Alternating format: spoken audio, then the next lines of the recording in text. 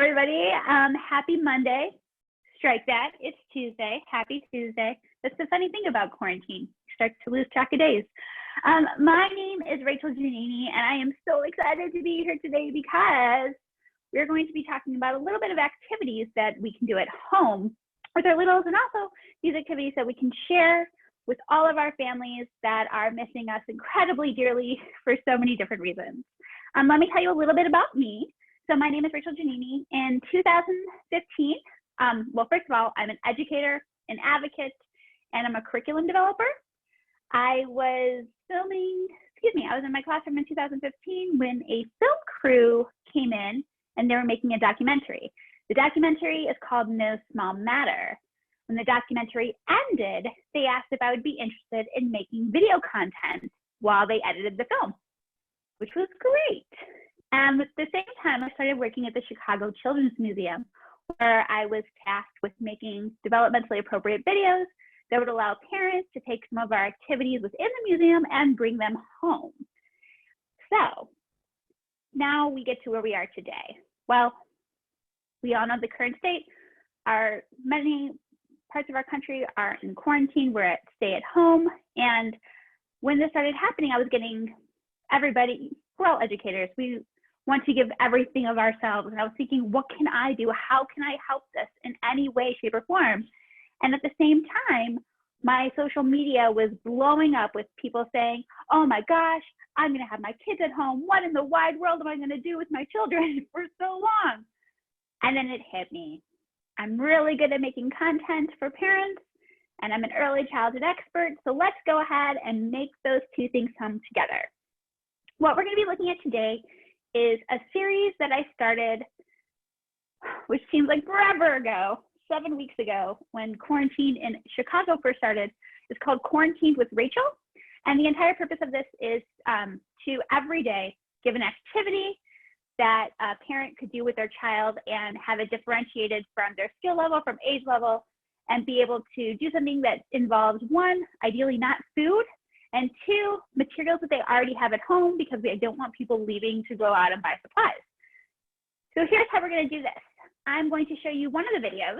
Then we are going to break down kind of a little bit about it and maybe do a little brainstorming about how you can expand on these ideas for your specific groups that you are engaging with. So if you do decide to share these videos, you can go ahead and provide your own tips and tricks to those parents and caregivers that really help them out. So enough about me chatting. Let's watch me chat via video.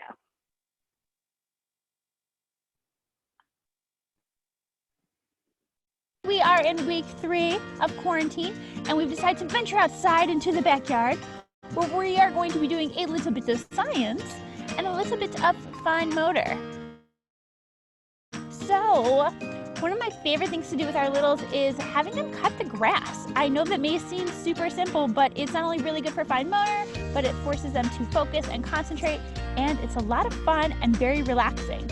All you need is a little pair of scissors and a patch of grass, and just have them trim. I feel more zen already. All right, but here's the thing. As you were cutting and as you were exploring, you may find a bug. One of my favorite things in the whole wide world is bug exploration. And all you need is a little bit of mason jar and a stick to slowly pick up your new friend, place them in the jar, close it up tight, and explore. Be able to look, do drawings, have conversations, then go inside and look up what you found. Tons of science, tons of fine motor, and tons of fun. All right, guys, I'm going to enjoy my backyard. I will see you guys tomorrow. Make sure to wash your paws, be super kind, and toodles. All right, let's move on. So let's break this down a little bit. I'm also really fast because Wi-Fi is a thing that doesn't like to go through doors. I'm going to open my door, so uno momento. Hopefully our next video will be a little bit less jumpy. Okay, so let's talk a little bit about this very specific activity. It's cutting the grass. So let's go up and work down. Subject areas, science, math, and fine motor. In regards to science, we have a couple of different things. We are, one, exploring the environment as a whole. This is a really great opportunity for those older kids. Let's say there's trash in your backyard. Let's talk about recycling. Let's talk about what we do with trash. Let's say you have a compost. What is the role of the compost? What do we put in the compost? Why do we compost? Depending on where you're at in Illinois, we have no less than 4 kinds of sediment in everyone's backyard. So being able to identify things like sand, dirt, clay. So these are a lot of different things that you can do regardless of their age. Thank you so much. Fun at home. So at the same time, you can also do things with science with anyone at any age is our little bit of a bug hunt. Now, keep in mind that littles tend to be a little nervous around bugs, but if we are big, brave adults and we show them how to handle them and how to be gentle with them, and things like worms and ants, specifically worms, which you'll find a lot of, don't bite, is really good conversations to have. Again, grab a little mason jar, grab a little stick. If your kiddo does not want to touch a bug, that's totally understandable. A stick, a little bit of a chopstick or stick outside is a really good tool to use to scoop input. Okay, now let's move to math, because this is an activity that I don't really talk about within that video, but it's something you can totally do. You can measure, depending on your age, how tall that grass is. You can weigh all of the grass that you cut. There's a lot of different things that you can do to differentiate the curriculum for those kids' ages. So when you send this out to your parents and your caregivers as helpful tips, if you got 3s, it's going to look a little bit different than if you got 5s. Okay, so fine motor. Zen gardens are Zen gardens for a reason. It is actually really enjoyable. And after we got done filming, I cut the grass for a little bit longer because it just felt nice. We have focus. We have all of those wonderful fine motor muscles are being used within their hands.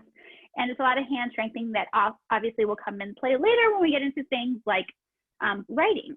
So please, I cannot see what you guys at home, but I really hope that you are writing down ideas how this could be applicable to kiddos within your class and within your own family. I'm talking fast, but we got a lot to go through, so let's move on.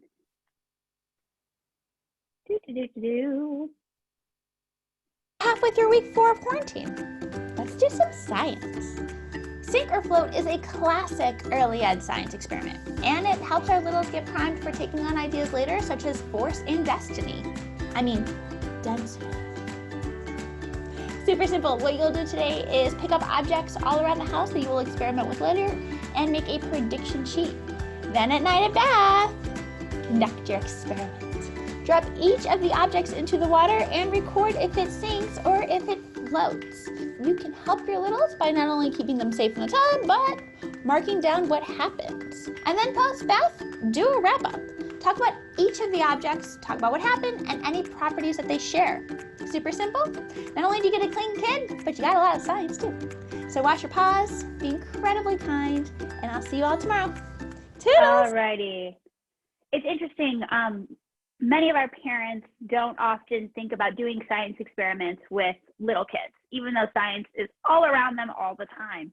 And Sink and Float is a really, really wonderful example that is great for toddlers all the way up to our 5s and olders and everybody. Everybody has a good time with Sink and Float. So I just used 5 different materials for this video, but by all means, like, create an entire list, share it with your parents, share it with your caregivers about things that they can do, things like even like toy cars, Legos, all of these different things, and explain to them, basically the entire purpose is to start talking about each of these properties. What does a piece of wood have in common with a piece of cork? What does an orange have in common with a coin? Each of these things. Now keep in mind, like we talked about earlier, if you just give a child a little bit of water, obviously we all know the safety rules, we all know about drowning, so please be mindful. But I've seen toddlers, and if you are an infant toddler teacher, you can completely agree with me, who sit there for hours just dropping things in, watching it come up.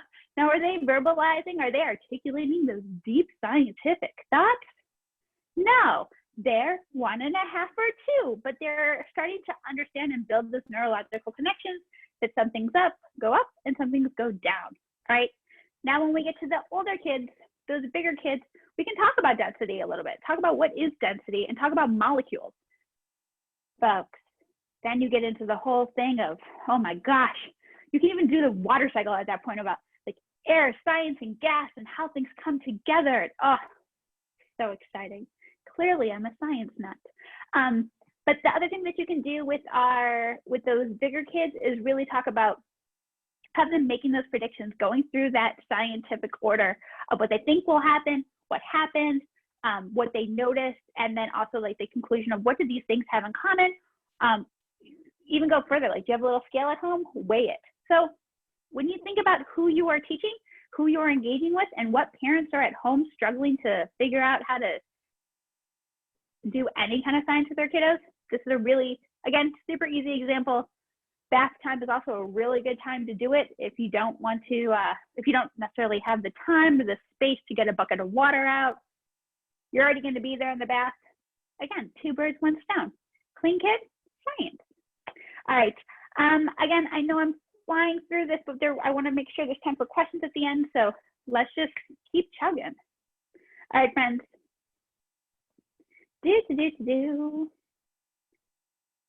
And welcome to week 2 of Quarantine with Rachel. Last week was interesting. And going into this week, it appears as if we're not going to be really going anywhere anytime soon. So let's start thinking about our environment and having our home life look a little bit more like their school life. So does that mean we would paint an entire wall of chalkboard paint? I mean, I would, but I can't because I rent, although I'm going to check that on my lease. Any whoosies. We are gonna start making a literacy-rich environment. And yes, you can do that with books, but you can definitely do that with labels. If you've ever been in your child center, you've seen labels all over the place. And it's not because we don't know where we put things, we're very organized, we are teachers. It's because labels help our littles with not only letter recognition, but letter sounds, words, and getting them to become active readers. On this part 1 of part 2, you will be needing a notebook, something to write with, and your little. Now that we have our materials, we're going to go around the house and basically make an entire list of everything that we will be labeling tomorrow. Drawer, table, plant, chair, door, bathroom, stove, cat. Good luck with that. And that's pretty much it. You're going to take all of these lovely items that we've written down, and tomorrow we will be making labels for them. And you can actually get started tonight with tomorrow's prep by getting your paper together for your labels. Totally use a note card. That's super easy. It's already cut for you. But if you want to throw in some fine motor skills and some scissor skills, you can make your own labels. Super simple. Just take a piece of printer paper, fold it in half, hamburger style, and fold each of those in. You'll have creases. Have your littles work on their fine motor by cutting these out. Not only is it a really great activity to work on those paws, but you're prepping yourself for tomorrow, which is huge. Speaking of tomorrow, I'll see you then. Until then, be super kind, wash your paws, and toodles. Previously on Quarantined with Rachel. Hi everybody. It is day 9 of quarantine. We are on a 2-part episode and it's week 2, and there's a whole lot of numbers in there. But today we're not talking about numbers, we're talking about labeling, because it's the part 2 of the part 2. Yesterday, if you recall, we went around the house and we found all different things that we are going to label to encourage a literacy-rich environment. Well, today is the day that we put those fine motor skills to use. Last night, you had the opportunity to cut them out, so they should be all prepped and ready to go. So the first thing we're going to do is, if you recall from way back in the day, you might have had a sentence strip on your desk, or you've seen them on the walls, and they look a lot like this. They're super easy to make. All you have to do is take a marker and go tick, tick, tick, tick, tick, all the dots all the way down.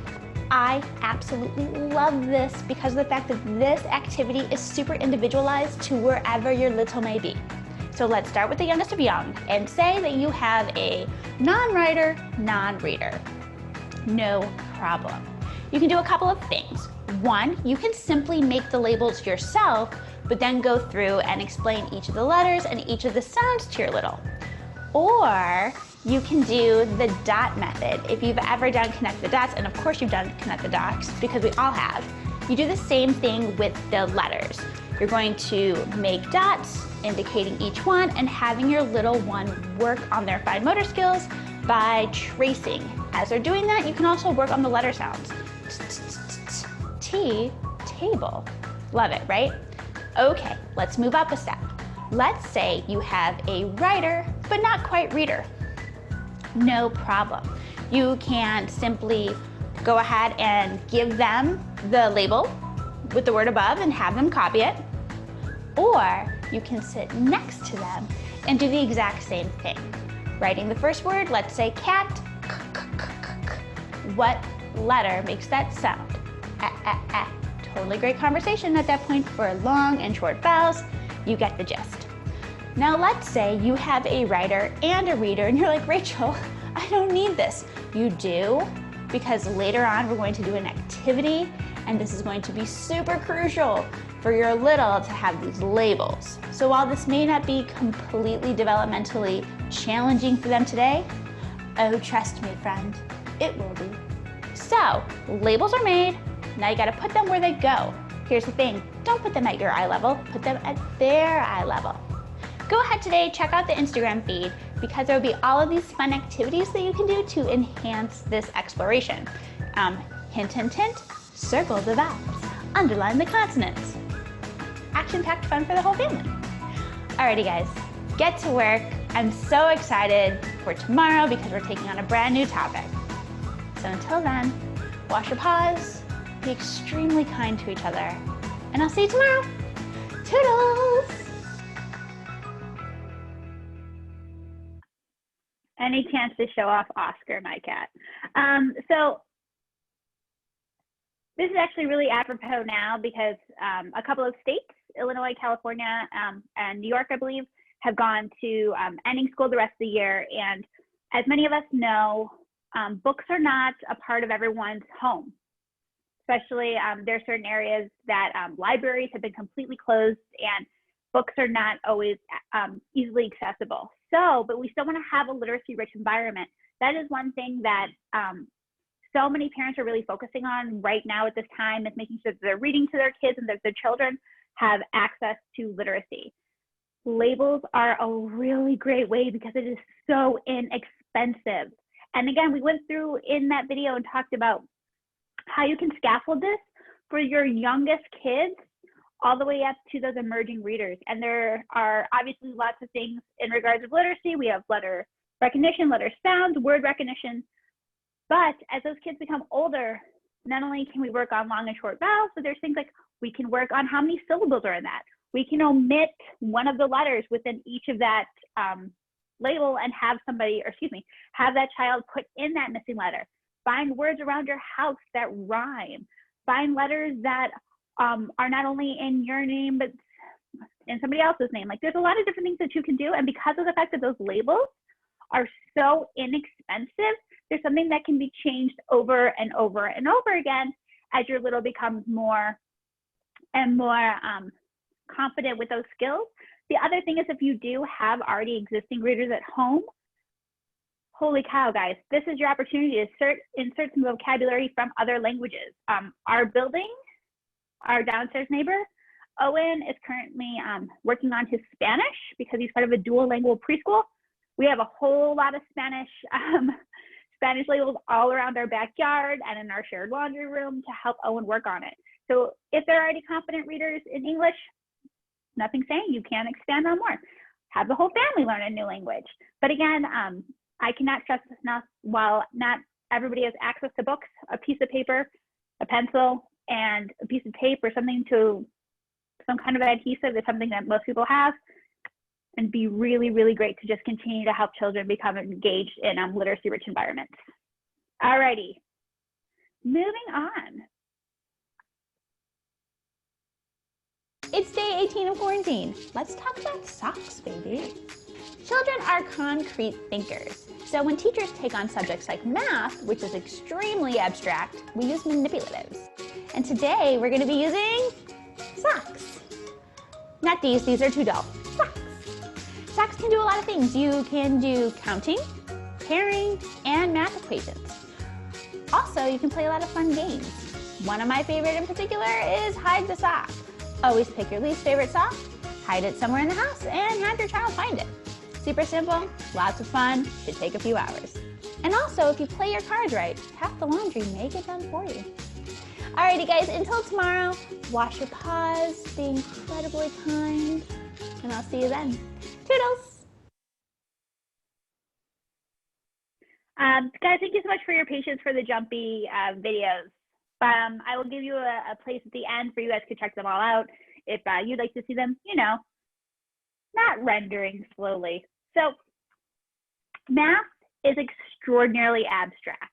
And in our classrooms, we use concrete materials. We have those little blocks. We have the stacker cubes. We have all of these things that we use to help our children understand by doing things like one-to-one corresponding, by having them do counting up to 10, twos, pairs, odds, evens. We have all of those things. Well, for parents at home, for caregivers at home who aren't quite sure how to work on these math skills, there's a lot of things you can do within the house that are manipulative, that are, one, super accessible, and two, can be multifunctional. Socks are one of them. I don't know about you guys, but I got at least 10 random socks lying around that think their pairs got eaten somewhere. Those are great opportunities to have them be used for something else. And yes, sock puppets are great, and we can totally do sock puppets, but when we talk about math, we can do a couple things. One, let's say you still have matching pairs. Well, that's great. Having children put them together, especially if they're patterns, having them identify patterns, having them to put them where they go. One, two, sizes. Kid socks are a goodness lot smaller than adult socks. So the idea of, let's say you have multiple different people within that family unit, stacking them smallest to tallest, tallest to smallest, right? We can also go ahead and just count them. We can put them out. We can do basic math equations, 2 socks together plus 3 socks together. How many do we have? We can take what we have at home and still work on those skills that we would normally be working on within our classroom settings, right? The other thing about this is socks are also really great. I always compare them to if you were to use puff balls in your class. They're really good for sensory. That's something we don't talk about in the video, but think about it. They're really good for squeezing. They're really good for just for throwing, frankly, provided like you don't have children whipping at that stuff, but they're really not easily to break things.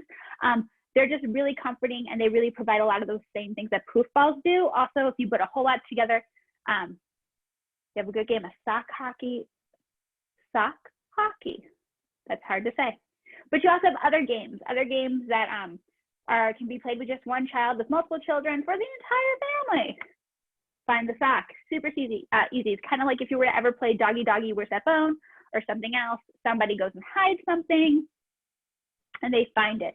But the cool thing is you have your entire home, your entire apartment to play in, so it takes a little bit longer. And I know right now we're all gung-ho on any kind of activity that extends time. So, but again, when we play that game, problem solving, critical thinking, and then we work on a lot of those skills that children need to have practice with. Executive function, that takes things like turn taking, patience, impulse control, to not say, I hid it under the couch, but rather sitting there, waiting. So again, not only are they really good for math and some sensory, some comforting components, but also, you know, fun games for the whole family. Whew, talking fast, let's move on. Let's dig into month 2 of quarantine with a garden. If you can spare a square of paper towel, 1 or 2 dried beans, and a plastic sandwich bag, you are well on your way to a soup, or a stew, or a snack, but really just a plant. This super simple activity, your littles can do all of it. Go ahead, what you do is you wet a paper towel thoroughly, place it in the plastic bag so it is flat, and add 1 or 2 of those dried beans with about 1.5 inches away from the bottom. Seal it up, but not all the way, and attach it to the window. Go ahead and pull out one of those fancy labels that you made way back in the day of week 2 and label what it is. In this case, it's a bean.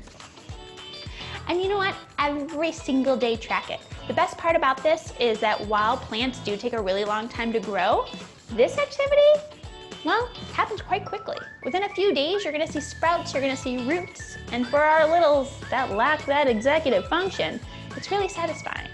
You can go ahead and follow my Instagram where I'm gonna be tracking it via stories every single day, and I would love nothing more than you to send yours, and I can share your garden. So go ahead, get your garden ready, wash your paws, be incredibly kind, and I'll see you tomorrow. Toodles! All right, this is another science experiment, but it's so much more. It's so much more, and it is the best time of year because right now, if we were in our classrooms, we would definitely start moving into that spring curriculum, that talking about plants, talking about bugs, talking about what things need to grow, and it's a really great opportunity for everyone to do it at home. So obviously not everybody has access to dirt in a garden. You may not have a backyard. I live in downtown Chicago. I have a backyard the size of this, right? So having an opportunity to start your garden inside is really great. Even if those plants don't come to fruition, everything leading up to putting them into the ground is really powerful because one, you start with, and again, as I mentioned before, I'm so sorry to pause myself, but while I never like to use a lot of food within these explorations, a lot of people have beans. You just need two.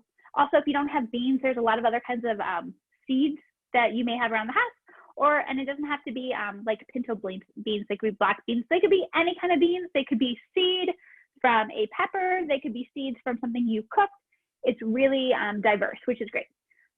Super simple. And again, everything people have at home. You have that paper towel. You have a sandwich bag. If you don't have sandwich bags, just put wrap it in saran wrap, kind of make it flat, put it on the window, right?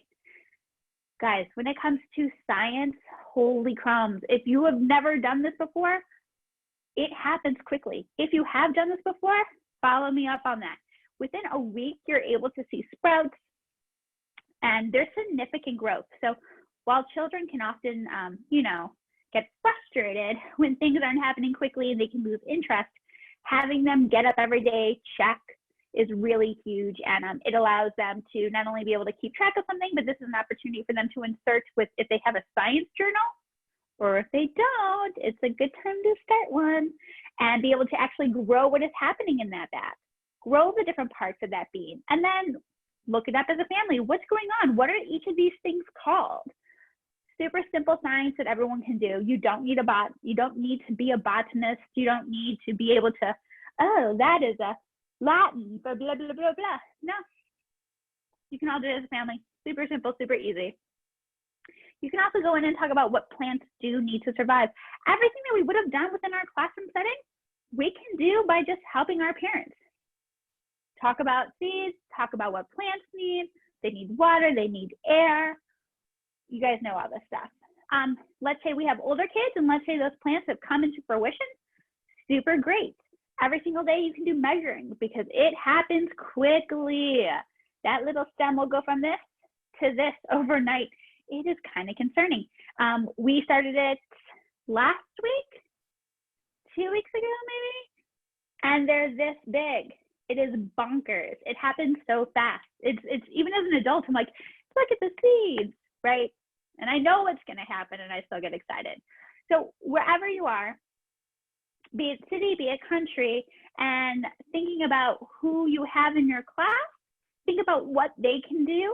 And then when you guys go out and reach out to your caregivers with suggestions about like different activities, create it, differentiate it that would fit wherever your location may be, because someone's needs in, I don't know, rural Indiana is totally different than downtown New York, right?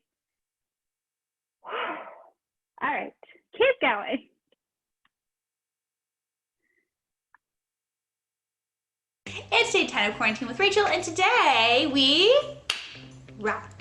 Music is a great teaching tool, and we're going to be talking a little bit today about instruments. So you may be thinking, oh no, Rachel, I don't have an instrument. You totally do have an instrument at home. You may not realize it though. They're called basically simple pots and pans. And this is a great activity for our littlest of littles to our biggest of bigs. We can all benefit from drumming. But I know what you're thinking right now. Please, oh please, do not give my child spoons and pots and pans. It will drive me bonkers. I would never do that to you. Guys, all you have to do is take a spoon, wrap an old dishcloth around, secure it with a rubber band, and you would not believe how well this muffles the noise. That is totally tolerable. So we can do a couple of different things. You can say, can you hit the drum 3 times? 1, 2, 3. Can you just do it with your right hand? 1, 2, 3. Left, 1, 2, 3.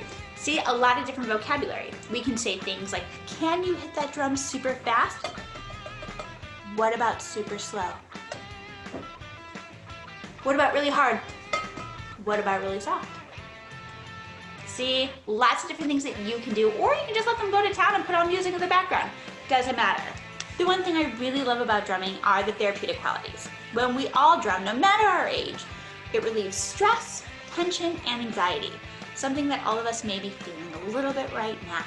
The other thing it does though is for our littles who aren't able to verbalize what's going on, drumming is an incredible way for them to express themselves. So, get your spoons, get your cloth, get your pots and pans, and rock out. I will see you tomorrow for day 11. Wash your paws, be nice, toodles. So before we jump into this, I actually did this webinar yesterday, and we ended up having this really great conversation because of the fact that rubber bands are choking hazards. For those little kids who I'm sure a parent would love nothing more than to be like, here's your spoons, here's your towels, and walk away, that may not be super safe. If you have duct tape, and if you are not really, connected to those towels, because that duct tape will not come off, duct tape is a really great thing you can do. Also, instead of using wooden spoons, use anything rubber. A rubber spatula will still get that muffling noise, not that evil pinging and tinging sound, but that works really well. Also, let's say you would prefer, you can actually use pillows and things like that. It doesn't necessarily give you the same kind of reverb, the same kind of response, but it's still very obviously like wonderful, therapeutic, and you can still work on things like math and literacy. So speaking of math and literacy, let's dive into this a little bit more. So again, pause for a moment, think about your kids. Think about who's in your classroom, think about their ages and what they need and what you would be working on provided you guys were all together. And that is what you will send to your parents. So in this case, we have math.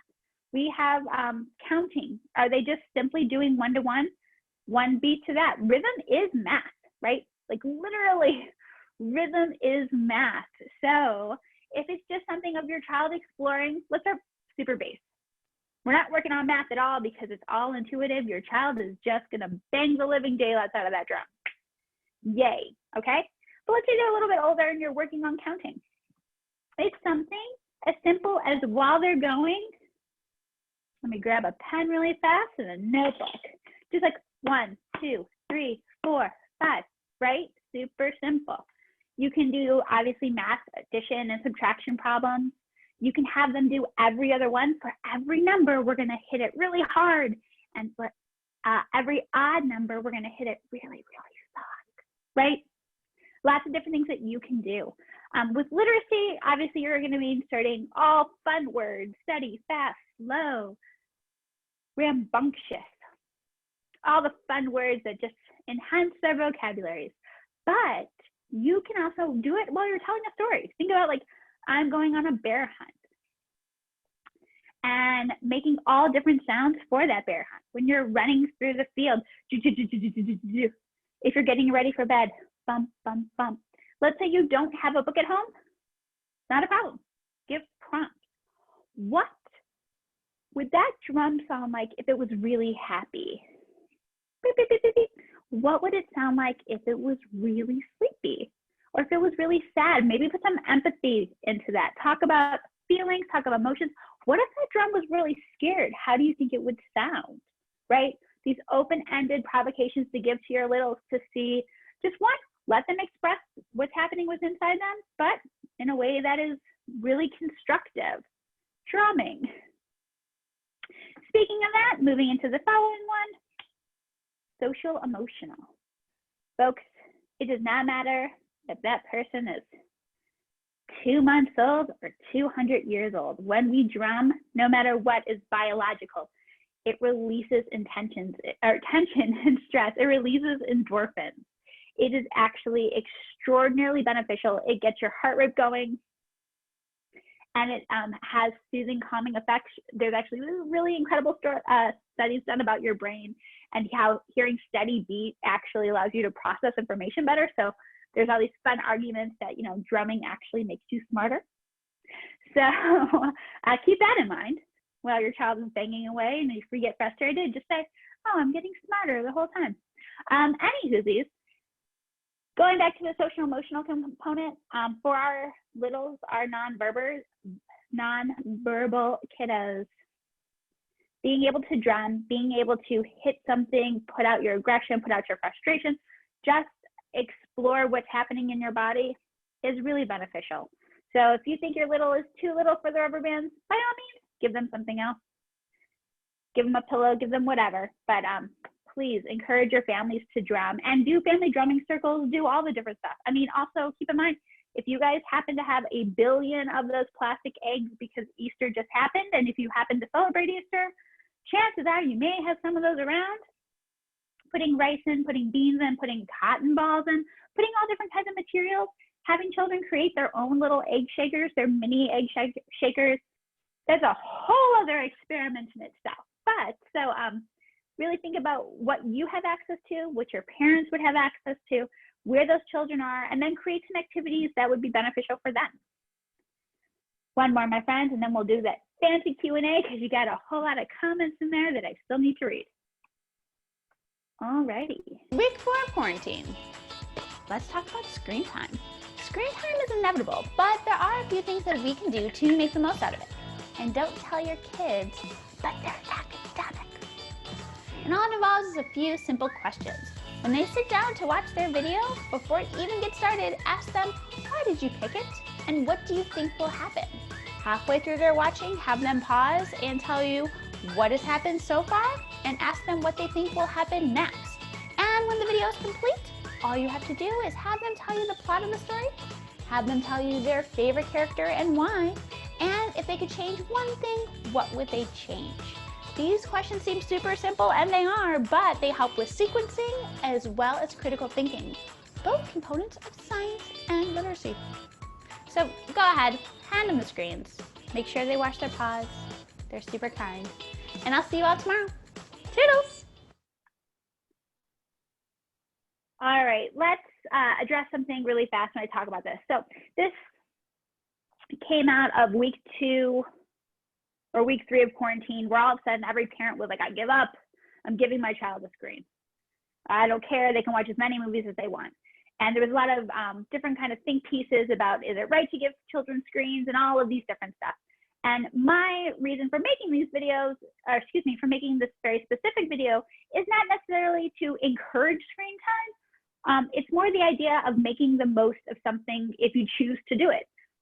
Probably if I wording it better, I would have been something like watching a movie together, watching a television show together, because the components that I want parents to capitalize when it comes to screen time are those same questions, those same prompts that we do when we do a read aloud, right? We ask the children ahead of time, what do we think is going to happen? Maybe halfway through, we ask them to sum up what has happened so far and then to make predictions. And then at the end, we often talk about what has happened. What would we have changed? What was our favorite part? What did we like? What did we not like? Books, obviously, we know how to do this with books, but a story is a story. And if you decide as a family to sit down and watch Frozen 2, you can also use those same treatments, those same open-ended questions that we would within literacy, even though they're obviously not getting the word recognition, the letter sounds, all of those different parts. They're still getting the idea of sequencing and storytelling and being able to critically think and problem solve and be able to do applied knowledge.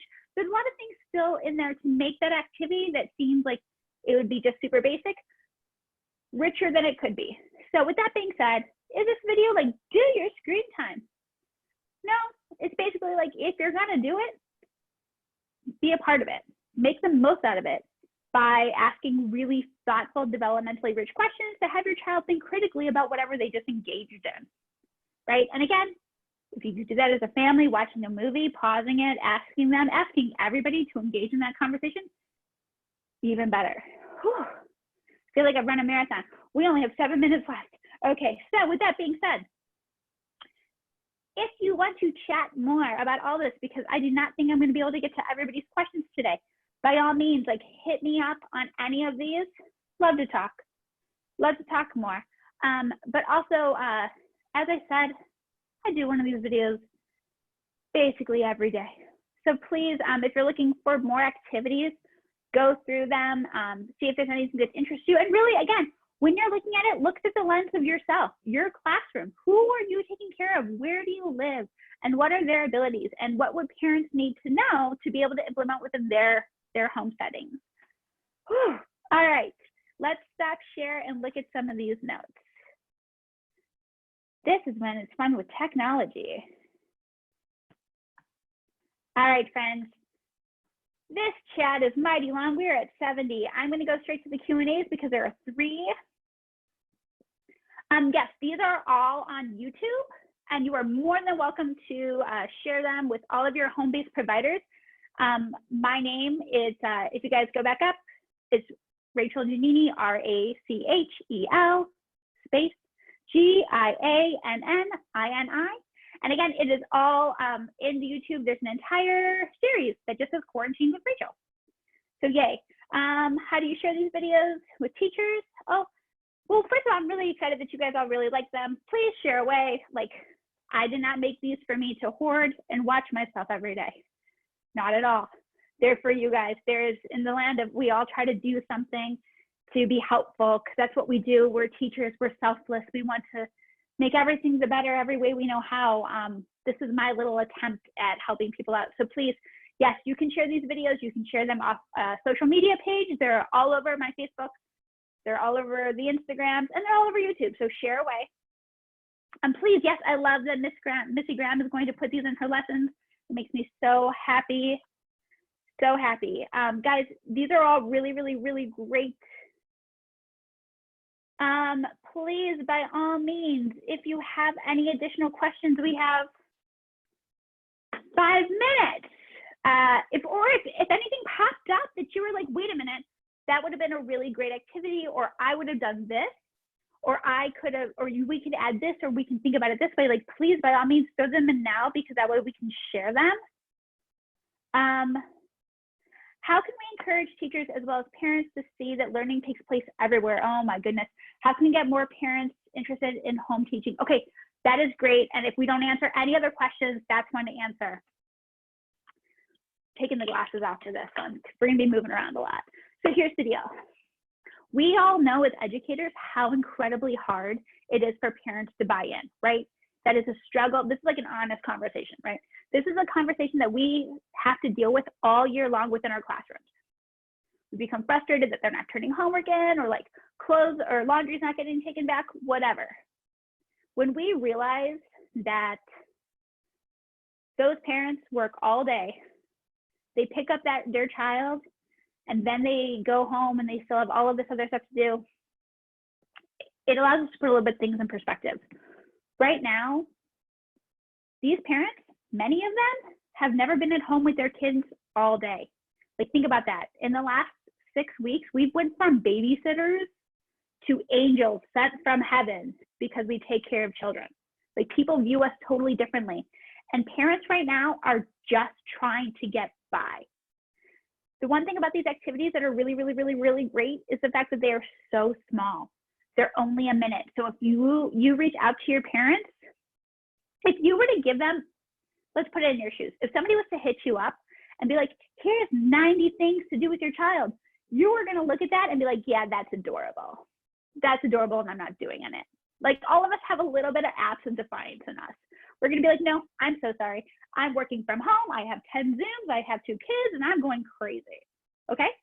However, if you send them something that's super massive encouraging of like, you know what? You're doing a great job. Every parent has a lot of self-doubt right now. Every single parent is wondering if their child is going to be in the best place come fall. They're worried. They're super worried because the thing is they don't have all the training that we have. They don't know everything that we do. And it's really, really hard for them. So reaching out and saying, I know it's hard right now. You're doing a great job. You're doing a great job. And here are just a few things. And I mean like two. Here's just two things to think about to do this week. One, always read the book to your kid if you can at night. Or two, if you're gonna watch a movie, ask these questions. Also, when you're like, help your kids fold the laundry by having them pair socks. Two simple activities that not only are gonna help you out, but are gonna help them out. Like spin it in a way that they know that we're on their side, because it's really easy for us to have the us against them. Like making sure that they know that we're in it together is huge. Whew. All right, I have time for one more question.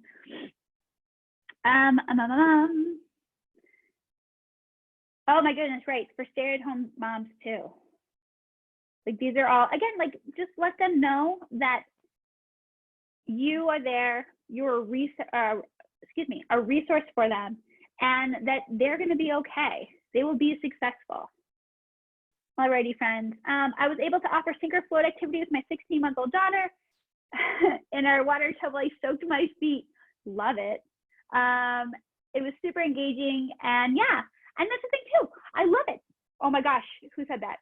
Mallory. Yes, like spin it like a spa day. Like give yourself, soak those piggies. Read little pigs go to the market and do sink and float. Like there's a lot of things that we can do together, and I think that parents don't realize how many teachable moments they are because they don't come from a book. And I really think that focusing the idea of like, you can make any moment a teachable moment by just talking to a kid or asking them open-ended questions, right? Super simple things that any parent can do to at least start to develop higher order thinking. And also, I mean, that's something every parent can do no matter the cost. Whew. I know you guys know what it's like when I work out. I just breathe very heavy the whole time. Okay, what would be good art ideas that parents could do with their littles outside? Okay, 1 minute. So, obviously there's chalk, super great. Not everyone has access to chalk, not a problem. There's things that you can do downstairs, Owen is doing something with stick art. It's actually quite phenomenal. He is taking pictures of things that he likes, and he's like gluing leaves together to make them look like it. So for example, yesterday he made a stink bug like this big.